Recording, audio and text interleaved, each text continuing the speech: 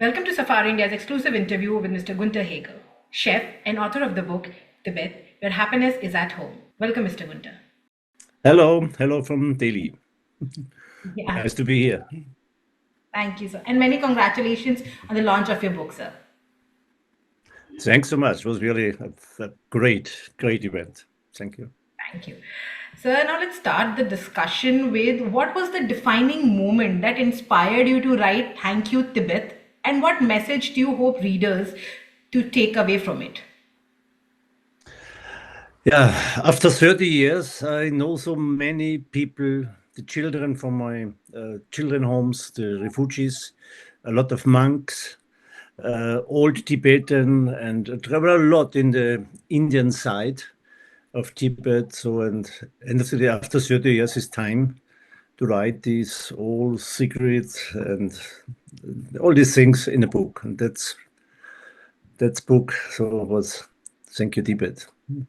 So, when you first arrived in the Himalayas, what was the biggest cultural difference or challenge you faced?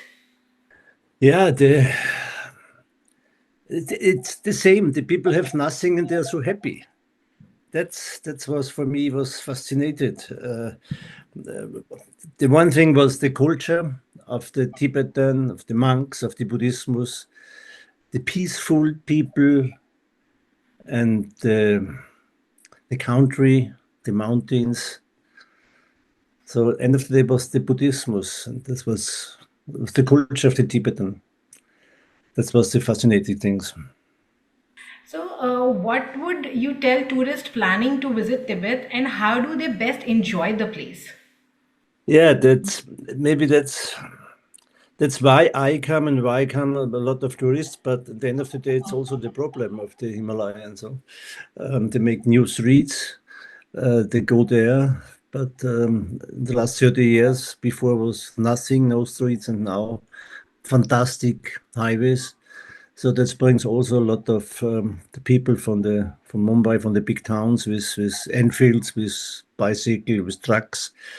So that's the other side. Sometimes it's dirty. The people didn't understand. They didn't respect this culture. But for me, I think you have to go the same way in Bhutan in this area. Make UNESCO culture for this area, close this for only for people they respect this area, they respect the culture. That's the last chance, maybe in 10 years, it's empty. And that's the different of this area, the different to the old Tibet, they are the Chinese. Everything have destroyed this area. So in the Indian side, it's much more better, and that's a poor Tibet. So, but it's important you save it. So, and what challenges did you face while establishing orphanages and old age homes in the Indian Himalayas? The biggest problem is always the bureaucratic thema in the whole world. The bureaucratic with the governments. But I do this, the old people home and the refugee homes with the SOS Children Foundation.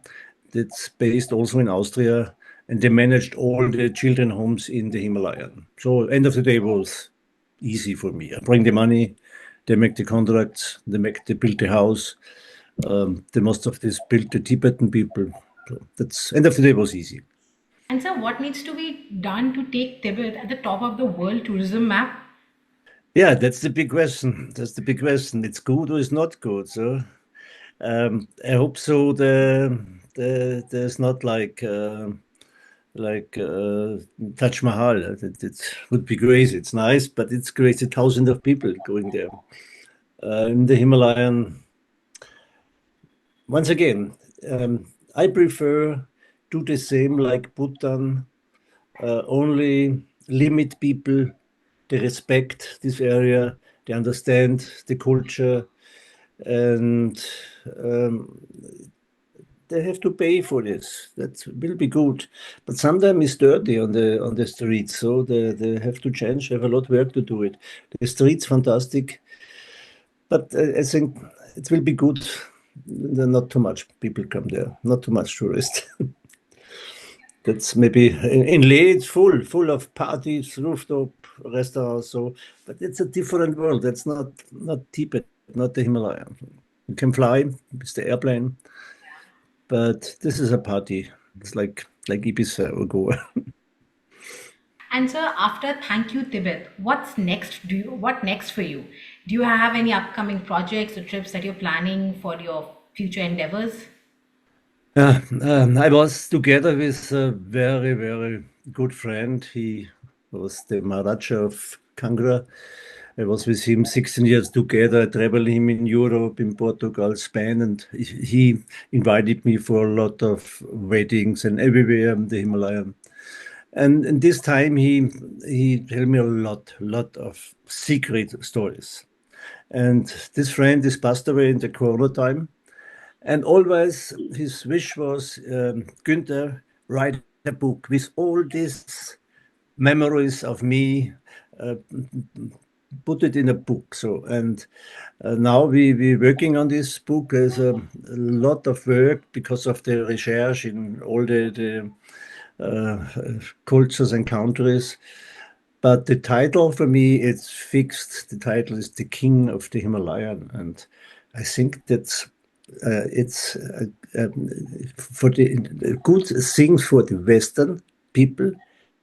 They learn and understand the Indian culture, and also the people in India. The funny thing is, all the people in the big cities, like in Delhi, ask me, "Can I go with you in the Himalaya?" I never was there.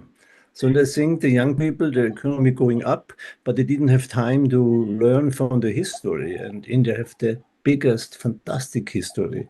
So maybe it's a good title and a chance for the next book. Maybe in 1 year we see you again. Yeah, so we can expect within after like in a year, the King of Himalayas to be your new next launch after Thank You Tibet. Sure, that would be good. So thank you. I hope so you understand my bad English, but I speak the English of the poor people, and that's Absolutely. sometimes very important. Absolutely, sir. Absolutely. Thank you so much, Mr. Gunter, for giving us insights about your book, about your life, and also your views and the future endeavors that you plan to. Thank you so much. Thank you, dude. Bye bye. Stay tuned for more such enriching conversation with Safari India.